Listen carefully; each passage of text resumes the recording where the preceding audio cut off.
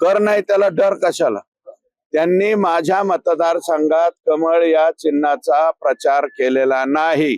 गळ्यातला पंचा पाडलेला आहे. एकदा दुसऱ्या सभेमध्ये गळ्यात घातला तर 1 सेकंदात काढून टाकलेला आहे भाजपचा.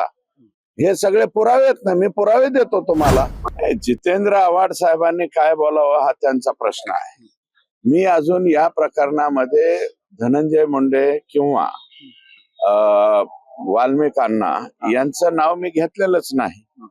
त्याच्यामुळं ही लोकशाही आहे. बाबासाहेबांनी आम्हाला जे संविधान दिलेले त्याप्रमाणे सर्वांना सर्व काही बोलण्याचा अधिकार आहे. तसा जितेंद्र आव्हाड साहेबांना सुद्धा बोलण्याचा अधिकार आहे. ते त्यांचं बोलले असतील तर हा प्रश्न मला वाटतं त्यांनाच विचारावा. परंतु मी कोणाचा रिझाईन मागितलेला नाही. कुणी मंत्री झाले म्हणून मला काही वाईट वाटलेलं नाही.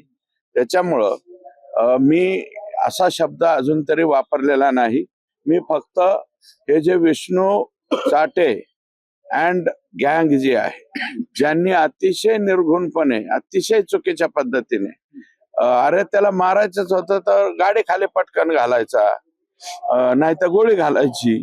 पण इतकं तडपण मारणारी ही केस मला वाटतं महाराष्ट्रातली ही पहिली केस झालेली आहे.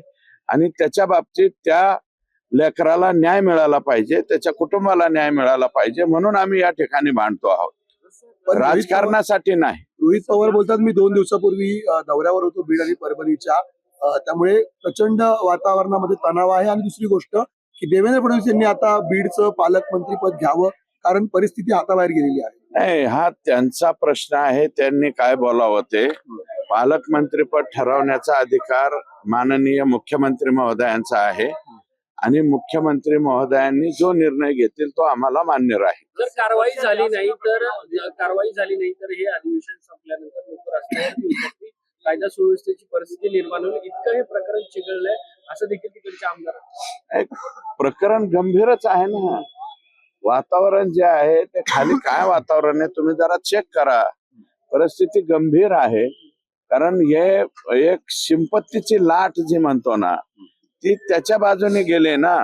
जर का संतोष देशमुख गुंड असता, जर का संतोष देशमुख त्याच्यावरती कशी एखादी चॅप्टर केस यापूर्वी दाखल आहे का, किंवा तो कुठं काही एक्स्टॉर्शन करत होता का, असं कुठलाच काही प्रकार त्या ठिकाणी नाहीये. अतिशय सभ्य, गरीब आणि आमचा भारतीय जनता पार्टीचा तो बूथ प्रमुख होता. म्हणून आत्ताच्या विधानसभेच्या निवडणुकीत बूथ प्रमुखाची आमच्या हत्या झालेली आहे. त्याच्यामुळे आम्ही बूथ प्रमुखाचीच बाजू घेणार, आम्ही इतर कोणाची बाजू घेणार नाही. याच्यामध्ये जे आणि सर्वात आनंदाची बाब अशी आहे की आज माननीय मुख्यमंत्री महोदय सभागृहामध्ये उत्तर देणार आहेत आणि बाहेर बोलताना सुद्धा मला वाटतं तुमच्या समोर बोलताना मुख्यमंत्र्यांनी सांगितलेलं आहे मी कुणालाही सोडणार नाही. एवढं वाक्य आमच्यासाठी काफी आहे. मात्र बीड मध्ये 307 हा गुन्हा चॉकलेट खाल्ल्यासारखा आहे बीड साठी असं म्हटलं जातं. चॉकलेट खाल्लं नाही म्हणजे गुड्डी का बाल मिळायचे ना जुन्या काळात, गर्दी गंमत देखो गुड्डी का बाल वगैरे, ते असं घंटे बिंटी वाजवायचे. तशा पद्धतीनं 307च्या केसेस कोणावरती लादल्या गेल्यात. जरा रेकॉर्ड काढावं. मी आमच्या बीडच्या एसपींना रेकॉर्ड मागितलंय की चण्या फुटाण्यासारख्या 307 किती दाखल केलेल्या आहेत आणि त्या कशा पद्धतीने दाखल झाल्यात, कोणाच्या सांगण्यावर दाखल झाल्यात. आणि विनाकारण मारायचं त्यांनीच आणि गुन्हे दाखल करायचे. आत्ताच्या इलेक्शन मध्ये 40 जणांवरती गुन्हे दाखल केले गेलेले आहेत परळी मतदारसंघामध्ये. 40 जणांवर 307. दुसरीकडे तुमच्याच विरोधातलं एक वक्तव्य आहे ते व्हायरल होत आहे. पंकजा मुंडेंनी कमळाच्या विरोधात काम केलेलं हे वक्तव्य व्हायरल होताना पाहायला मिळतं. मी आता सुद्धा वापरतो ना. कर नाही त्याला डर कशाला? त्यांनी माझ्या मतदारसंघात कमळ या चिन्हाचा प्रचार केलेला नाही. त्यांनी माझ्या मतदारसंघामध्ये क्लिप्स आहेत, मी तुम्हाला उपलब्ध करून दिलेले आहेत. तुम्ही खरं तर त्याच्यावरती रिपोर्ट तयार करायला पाहिजे. गळ्यातला पंचा पाडलेला आहे. एकदा दुसऱ्या सभेमध्ये गळ्यात घातला तर 1 सेकंदात काढून टाकलेला आहे भाजपचा.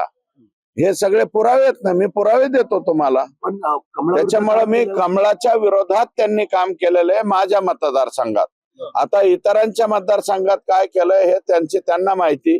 जे बोलत असतील त्यांनी बोलावं, जे नसल बोलत त्यांनी बोलू नये असं माझं मत. मग त्यांना मंत्रिपदाची माळ त्यांच्या गळ्यात तरी पडलेली आहे. आता हे तो पक्षाचा निर्णय आहे. मी म्हणू शकतो का? मी एवढा मोठा थोडीच आहे. मी एका मतदारसंघापुरता मर्यादित माणूस आहे. अगदी छोटा आहे. 2.5 तालुक्याचा माझा मतदारसंघ आहे. तेवढ्या मतदारसंघापुरता माझं मी बोलू शकतो. आणि हे पुरावे काय? वाटल्यास जे शिट्टीवरती त्यांनी उभा केलेले उमेदवार होते, त्यांचे उमेदवार, ते काल त्यांचा येऊन इथं सत्कार बी करून गेले. त्याचा फोटो बी दाखवतो. आमच्या मतदारसंघामध्ये फटाके हे शिट्टीला मतदान करणाऱ्यांनीच वाजवलेले आहेत. डीजे लावून तेच लोक डान्स केलेला आहे. शिट्टीला मतदान, कमळाच्या चिन्हावरती मतदान करणाऱ्या एकाही माणसाने आनंद उत्सव माझ्या मतदारसंघात साजरा केलेला नाही. पण तुम्ही तक्रार केली नाही का या संदर्भात? तक्रार केली आहे का? पक्षश्रेष्ठींना जिथे सांगायचं तिथं मी योग्य ठिकाणी सांगितलेलं आहे. आणि त्यांनी त्याच्यावरती पुढे भविष्यामध्ये काय कारवाई करायची, काय निर्णय घ्यायचा किंवा त्यांना साधी समज द्यायची, हा निर्णय पक्षश्रेष्ठींचा आहे. मी पक्षश्रेष्ठींना सांगण्या एवढ्या लायकीचा नाहीये.